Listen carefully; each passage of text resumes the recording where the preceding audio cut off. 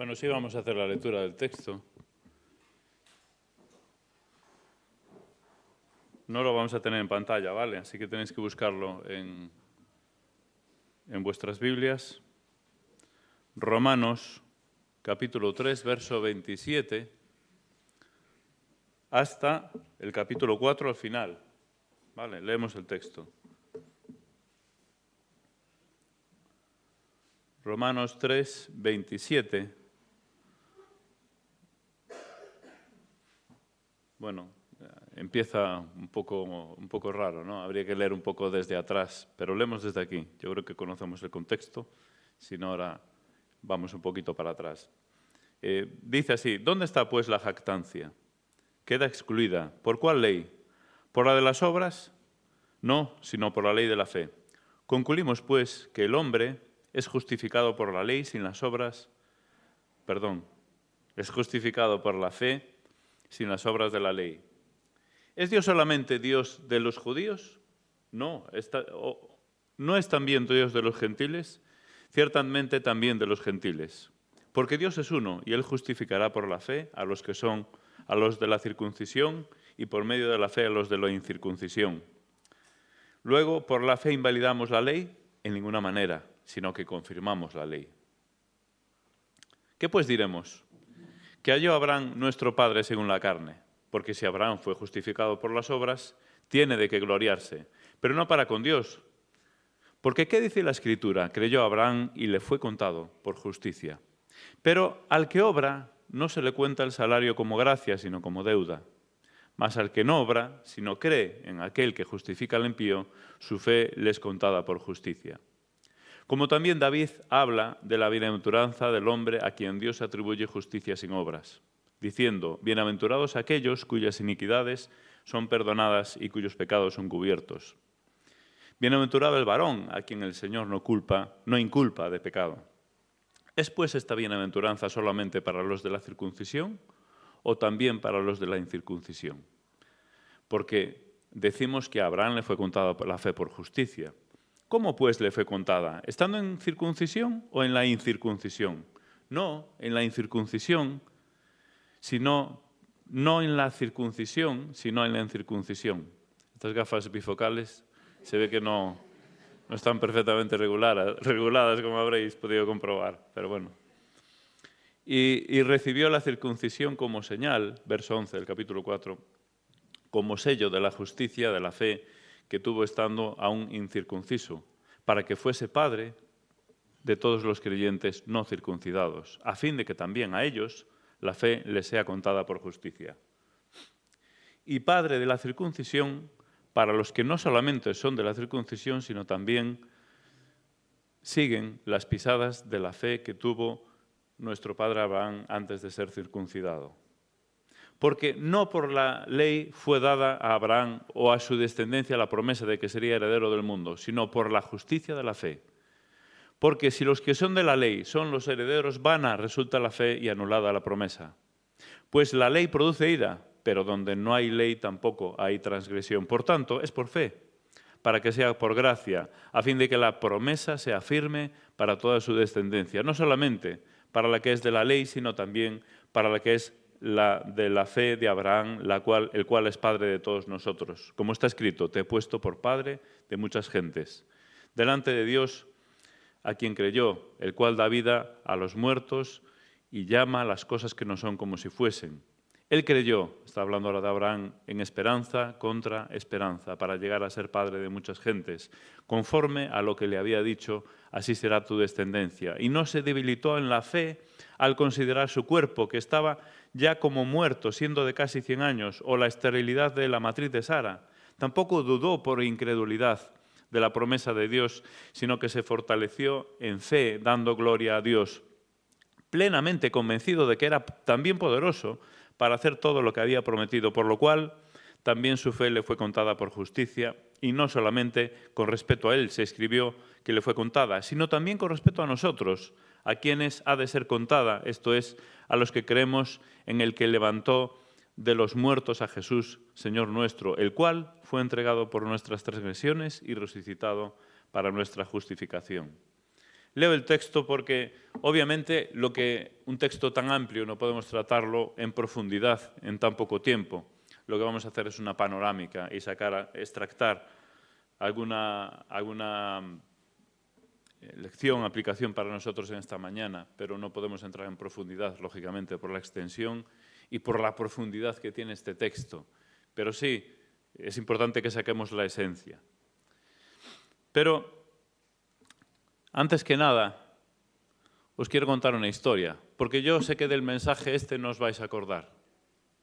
Mañana no os vais a acordar de este mensaje, pero sí os vais a acordar de esta historia. Eso sí. Entonces, por eso, a veces contamos historias. Es la historia de una mascota.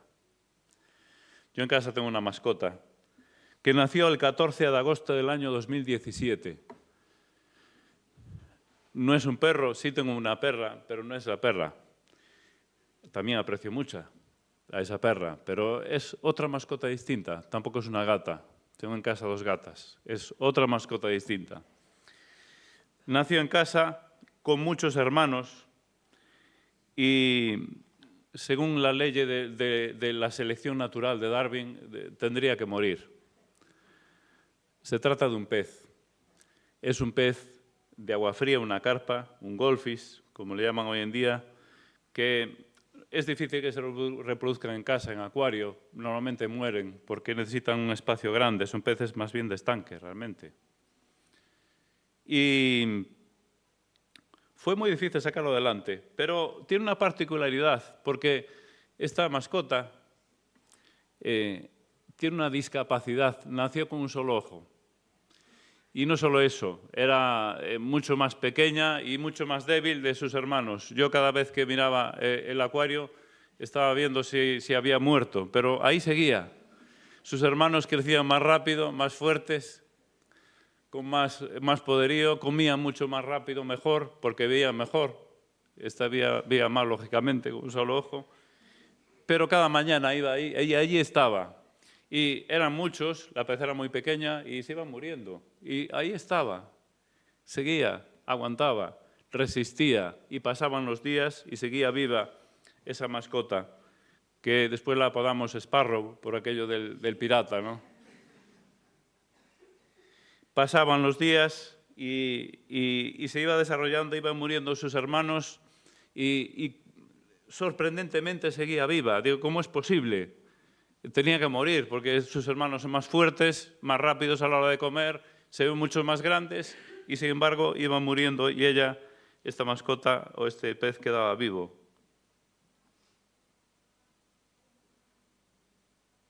Aún sigue vivo, cada mañana decía. Pasaba el tiempo y contra todas mis previsiones, porque yo le había escrito, este va a morir pronto, pero aquel pez no murió. Actualmente está en un acuario solo y es el último de toda la camada y tiene más de 6 años. Esta foto se la hice, ya sé lo que me vais a decir ahora. Esta foto se la hice cuando tenía 3 años. Ahí, como veis, esa es la parte que le falta el ojo. Nació así. Y esta es una foto que le hice esta mañana y todos me vais a decir lo mismo. ¿No es el mismo pez? Pues sí, es el mismo pez. Cambió de color con el paso del tiempo. Esta es la parte donde tiene el ojo, un ojo muy pequeño, prácticamente no ve, pero ahí lo tenéis, le tengo especial cariño. Porque me demuestra que superó contra todo pronóstico aquello que estaba escrito, que se iba a morir. Ahora bien,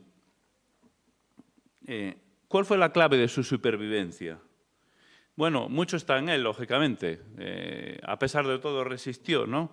Pero no quisiera dármelas de mérito, ¿no?, esta mañana, pero realmente la clave está en mí, porque es un pez que está en mis manos. Yo tengo que cuidarlo. Yo tengo que proporcionarle un ambiente adecuado, porque si no se muere. Si no tiene el agua en las condiciones adecuadas, si el agua es muy ácida, se puede morir. Si le echo agua no declorada, se puede morir. Si lo sobrealimento, se puede morir. Si lo alimento mal, se puede morir. Si tengo una filtración inadecuada, deficiente, se puede morir, lógicamente, pero está vivo, porque yo he cuidado de él. ¿Qué puede hacer él para salvarse? Pues realmente poco puede hacer. Está allí en aquella pecera, en aquel acuario, y el pobre, pues alimentarse cuando lo doy y poco más.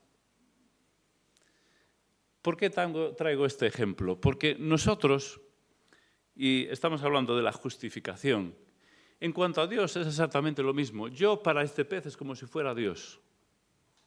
Fijaros lo que digo. Está en mis manos totalmente. Yo le proporciono todo lo que necesita. En el momento que deje de proporcionarle o en el momento que haya una variación muy importante en el agua, puede morirse. De alguna forma a nosotros, en cuanto a Dios, nos pasa exactamente lo mismo. Pero en esta mañana, pensando en la justificación, es la misma situación. No podemos hacer prácticamente nada por nuestros medios. Es Dios el que nos provee todo. Es Dios el que provee la justificación. Es Dios el que nos da todas las condiciones. ¿Qué podemos hacer nosotros por nuestra cuenta?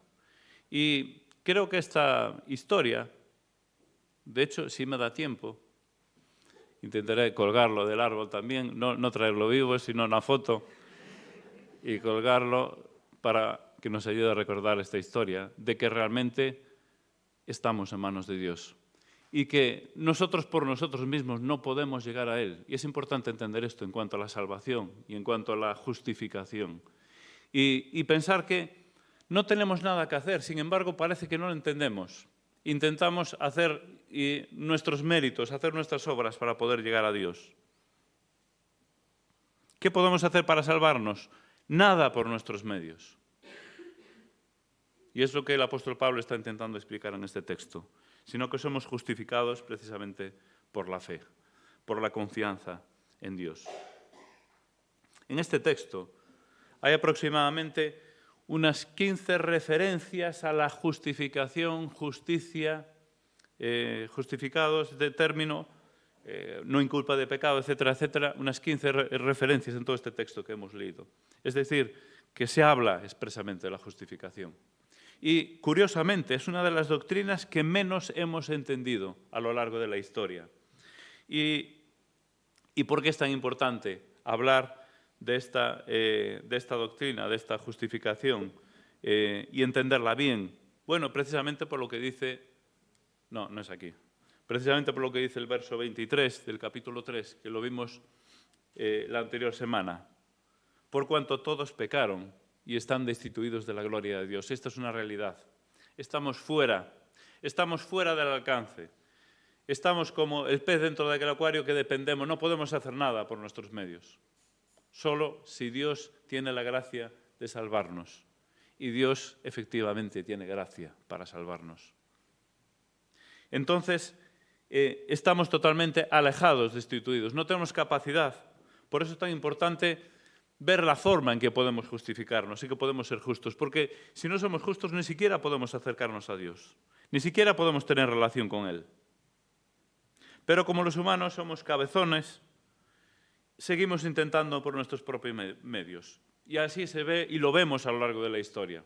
La religión mayoritaria de este país entiende que no es suficiente la fe para la salvación. Hay que añadir algo más. Hay que añadir obras.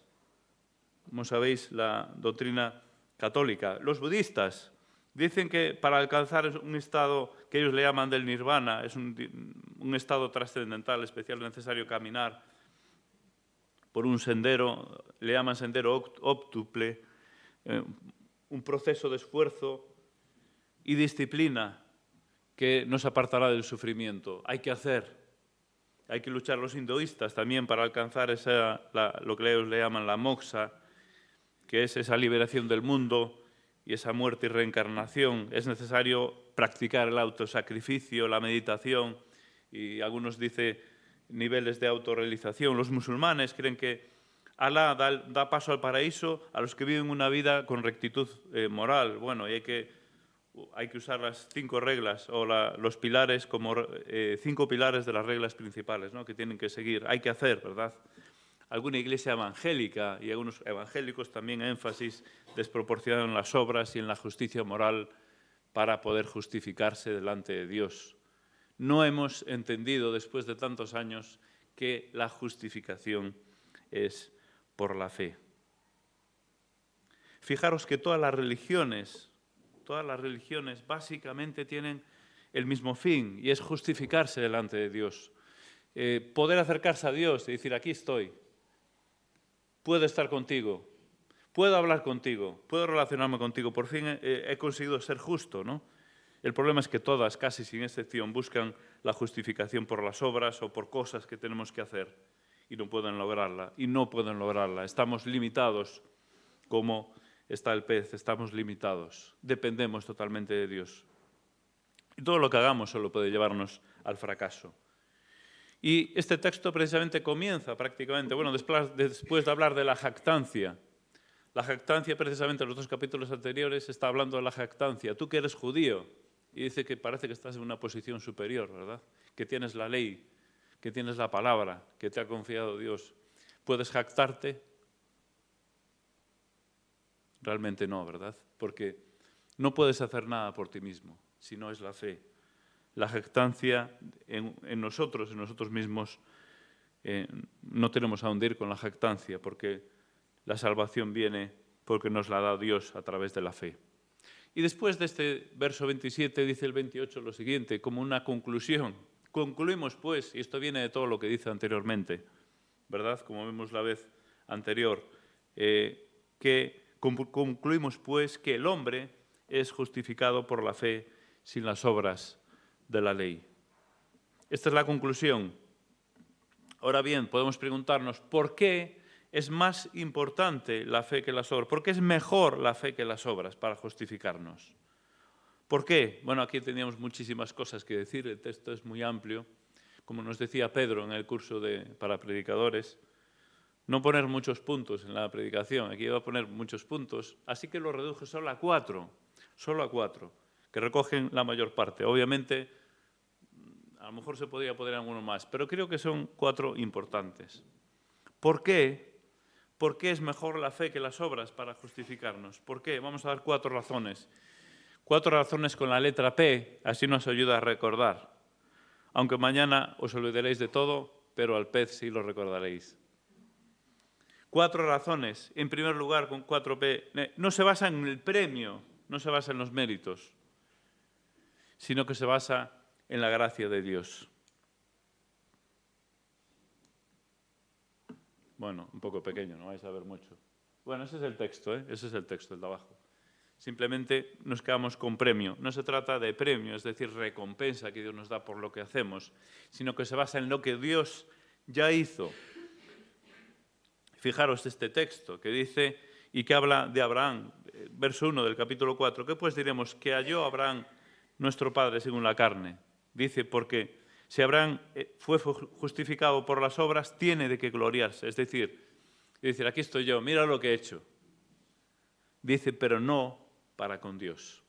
Para con Dios no tenemos mérito ninguno. No podemos hacer nada que merezca premio que Dios nos dé en este sentido, en el sentido de la justificación, ¿me entendéis, verdad? Sí que habrá coronas, sí que habrá recompensa de parte de Dios, por supuesto.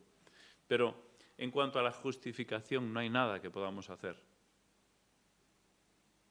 Entonces, en primer lugar, no se basa en el premio de lo que nosotros podemos hacer, sino que se basa en lo que Dios ya hizo. Dice un poco más adelante, pero al que obra no se le cuenta el salario como gracia, sino como deuda. Si ya estás obrando y haciendo algo, ya estás generando una deuda, ¿verdad? Mira lo que hice. Y esto lo seguimos pecando de esto, ¿verdad? Todo lo que hacemos, pues, ¿cómo lo señalamos? ¿Cómo nos gusta, verdad? ¿Cómo nos enriquece lo que hacemos? ¿Cómo nos gloriamos, nos jactamos de lo que hacemos, verdad? Porque eso genera una deuda, ¿verdad? Yo hice esto, por lo tanto, merezco una recompensa. En cuanto a la justificación, no tenemos nada que hacer. Solamente es viable a través de la fe. Y esto es lo que necesitamos entender. Por eso Abraham creyó y le fue contado por justicia. Porque la clave no está en nosotros. La clave no está en lo que hacemos nosotros, sino está en lo que ya hizo Dios por nosotros y lo que hace Él por nosotros. Esto nos aleja de la frustración. Por eso tantas veces en nuestra vida cristiana luchamos con la frustración, porque Señor, cada día intento hacer pero no soy capaz y fracaso en esto. Y con respecto a la salvación y la justificación tenemos que entender bien que no tenemos nada que hacer. Y cuando ponemos la pelota en el tejado de Dios, entonces quedamos tranquilos, porque la salvación, la justificación está en sus manos. Es Él que nos justifica. Y no a través de lo que hacemos, sino a través de nuestra fe en Él. Y por eso es importante entender esto. Por eso es importante entender esto, que no se basa en lo que hacemos, no se basa en el premio, en primer lugar. En segundo lugar, se hace mediante el perdón. Se hace mediante el perdón. Es decir, cómo Dios quita la culpa. Fijaros los versos del 6 al 8. Como también David habla de la bienaventuranza del hombre a quien Dios atribuye justicia sin obras, diciendo: bienaventurados aquellos cuyas iniquidades son perdonadas, cuyos pecados son cubiertos. Bienaventurado el varón a quien el Señor no culpa de pecado. Otro ejercicio importantísimo que hay que hacer con respecto a la salvación, con respecto a Dios, es precisamente aceptar el perdón de Dios. Y esto hay muchas personas que le cuesta un montón, poder aceptar que son perdonadas por Dios. Y tantas veces vivimos con la culpa. Esto es un problema de muchas personas que le cuesta dar ese paso porque se sienten culpables y tienen que entender que Dios les perdona, pero tienen que recibirle por fe, desde luego. Tienen que poner la fe, porque sin fe no podemos hacer nada. Necesitamos aprender a vivir sin culpa y hay que dejar la culpa. ¿Dónde tenemos que dejar la culpa? A los pies de la cruz. Ahí es donde tenemos que dejar la culpa y aceptar que Dios nos perdona. Este es el vehículo que utiliza Dios, el perdón, para poder justificarnos. En tercer lugar, tercera P, como veis vamos muy rápido, la promesa. Decíamos que no se basa en un premio, se hace mediante el perdón y trae, porque es infinitamente superior la fe a las obras, a lo que podemos hacer, porque trae una promesa, y además no una promesa cualquiera, sino una promesa segura. Fijaros lo que dice el texto, verso 13. Porque no por la ley, fue dada a Abraham o a su descendencia la promesa de que sería heredero del mundo, sino por la justicia de la fe. Porque si los que son de la ley son los herederos, fijaros, vana resulta nuestra fe y anulada la promesa. Es decir, que si yo voy a tener la promesa por lo que yo hago, por mis méritos, por mis obras, entonces, menuda promesa que tengo, qué desgracia. Qué desgraciado soy, podríamos pensar aquí, ¿verdad? Si la promesa depende de mí, de lo que yo hago, en este caso, claro, menciona la ley, de lo que yo voy a cumplir la ley, estoy absolutamente fracasado, no tiene sentido. No tiene sentido esto. Sin embargo, lo bueno, lo grandioso de esto es que la promesa se basa precisamente en Dios y se basa de la fe en Él. Porque si los que son los herederos de la ley, si los que son de la ley son los herederos, vana resulta la fe y anulada la promesa. Verso 15. Pues la ley produce ira, pero donde no hay ley tampoco hay transgresión. Por tanto, es por fe para que sea por gracia. Es por fe para que sea por gracia, a fin de que la promesa sea firme para toda su descendencia, no solamente para la que es de la ley, sino también para la que es de la fe de Abraham, el cual es Padre de todos nosotros. La grandeza de la fe es que viene acompañada precisamente de una promesa que no depende de mí, y esto es importante entenderlo, sino de Dios. Por eso es una promesa segura. De Dios que está en control. Nosotros somos ese pez que estamos en la pecera, no podemos ir a hacer nada ahí dentro, esperar en Dios, pero Dios dice, te voy a proveer, te voy a cuidar y vas a salir adelante. Tengo una promesa para ti. Te voy a sacar del acuario y te voy a dar te voy a soltar en el estanque. Vas a disfrutar del paraíso. Imaginaos que Sparrow fuera soltado. Bueno, pobre, no ve mucho, no creo que lo fuera muy bien, pero no depende, el pobre no puede hacer nada. ¿Nosotros qué podemos hacer? ¿Qué podemos hacer en cuanto a nuestro futuro? ¿Qué promesas que dependan de nosotros? Nada, es la promesa que está en Dios y que Dios nos da. Por eso es una promesa firme y segura.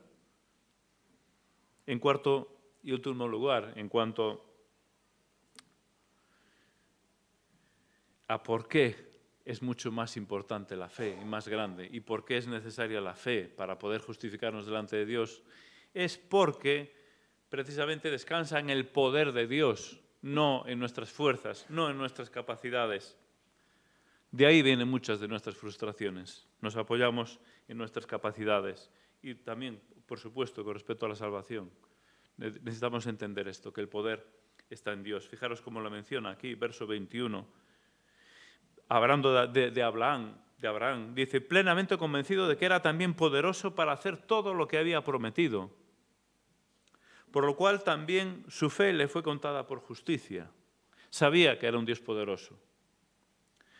Y no solamente con respecto a él se escribió que le fue contada, sino también con respecto a nosotros, a quienes ha de ser contada, es decir, contada la fe por justicia. Esto es, y fijaros, esto es muy importante, y ahí está subrayado, esto es a los que creemos que Él levantó de los muertos a Jesús, Señor nuestro, el cual fue entregado por nuestras transgresiones y resucitado para nuestra justificación. Esto es muy importante. La fe no descansa en nuestras capacidades, ni actividades, ni inteligencia, ni en nuestros pasos de fe siquiera. La fe descansa única, exclusivamente en el poder de Dios. No en poder cualquiera, por eso es tan importante la resurrección para nosotros, sino en el poder que levantó a Jesús de los muertos. Ahí es donde descansa nuestra fe. Por eso es infinitamente mejor de justificarnos por la fe, porque descansamos en el poder de Dios. Porque es un poder que tuvo la suficiente fuerza para levantar a Jesús de los muertos, ese poder también va a actuar en nosotros. Fijaros la grandeza del Evangelio. El poder que descansa en Dios. Es decir,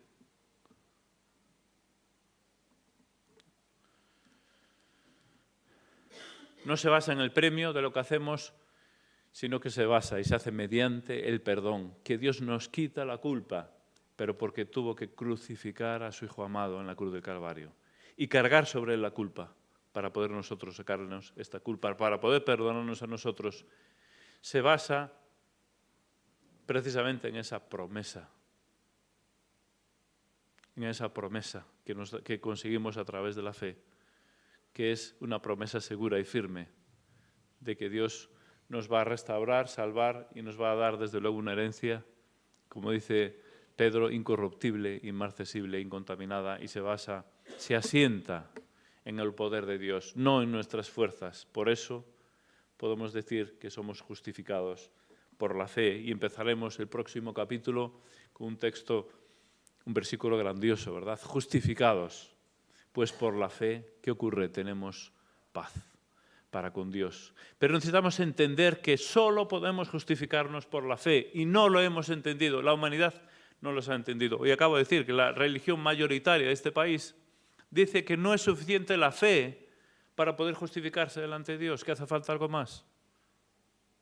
Y aún muchas veces nosotros parece que no lo entendemos bien, necesitamos entender la palabra. El apóstol Pablo instruye y enseña de forma insistente sobre esto, porque es necesario entender que justificados por la fe tenemos paz para con Dios. Y esto precisamente parece un poco de perogrullo, pero hace falta, o se hace precisamente a través de la fe. Es decir,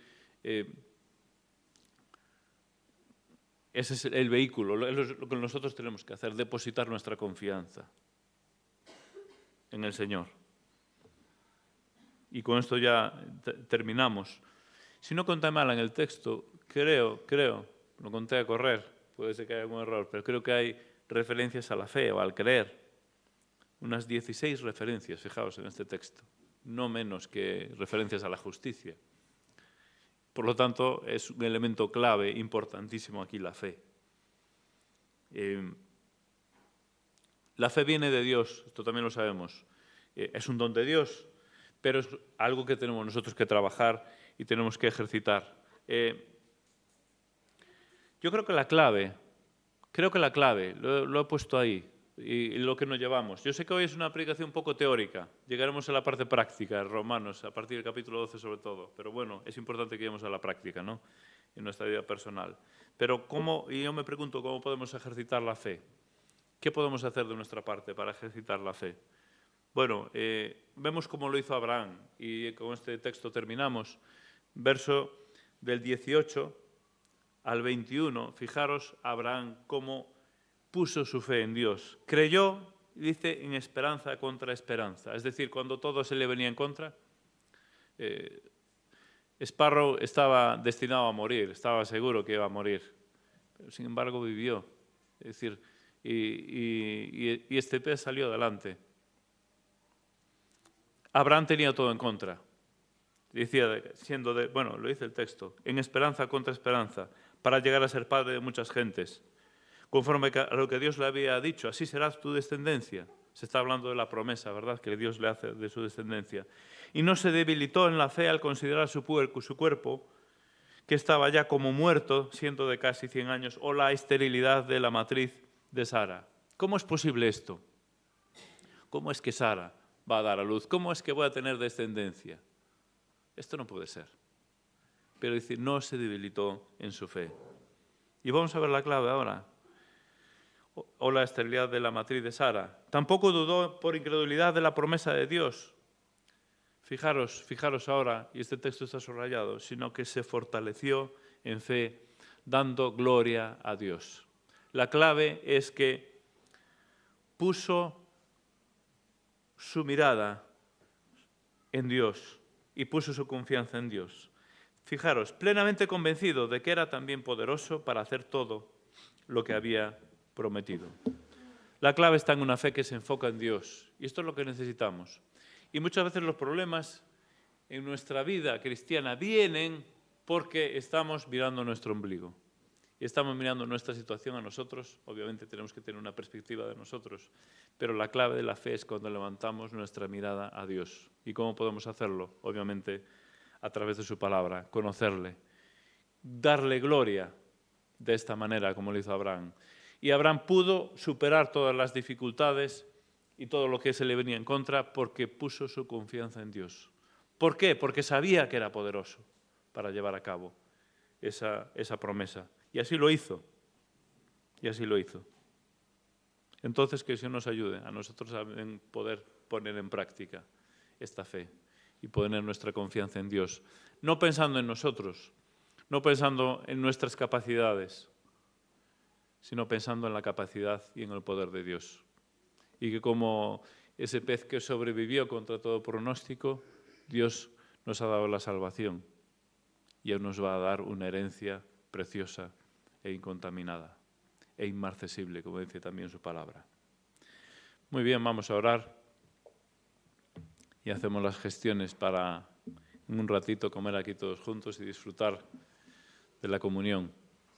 A las 2 de la tarde quedamos aquí entonces para comer. Vamos a intentar no retrasarnos mucho, porque algo seguro que nos vamos a retrasar, pero intentaremos no retrasarnos mucho. Vamos a orar y nos despedimos aquí. Te damos gracias, Señor, porque en esta mañana podemos acercarnos a tu palabra y reconocemos que aún solamente sondeando muy por encima nos damos cuenta de la grandeza y de las cosas que tú tienes preparadas para nuestra vida. Gracias porque es a través de la fe. Gracias porque no es por lo que nosotros hacemos o podemos hacer, porque entonces estamos perdidos. Y reconocemos, Señor, que estamos por nuestra propia capacidad totalmente fuera, destituidos de tu gloria. Pero ahora te damos infinitas gracias porque podemos acercarnos a ti. Y podemos hacerlo a través de la fe. Por eso te pido que nos ayudes a fortalecer nuestra fe. Y la forma de fortalecer nuestra fe es levantar nuestra mirada a ti. Ayúdanos, Señor, a dejar de mirar a nosotros y nuestras circunstancias y empezar a levantar nuestra mirada más a ti, enfocarnos en ti, para que nuestra fe se fortalezca. Que ya no pensemos en nuestros méritos o en el premio que buscamos, sino en tu gracia. Que pensemos en el poder que viene de ti. Ayúdanos, Señor, en este sentido. y guíanos. Despídenos ahora con tu bendición, en el bendito nombre del Señor Jesús. Amén.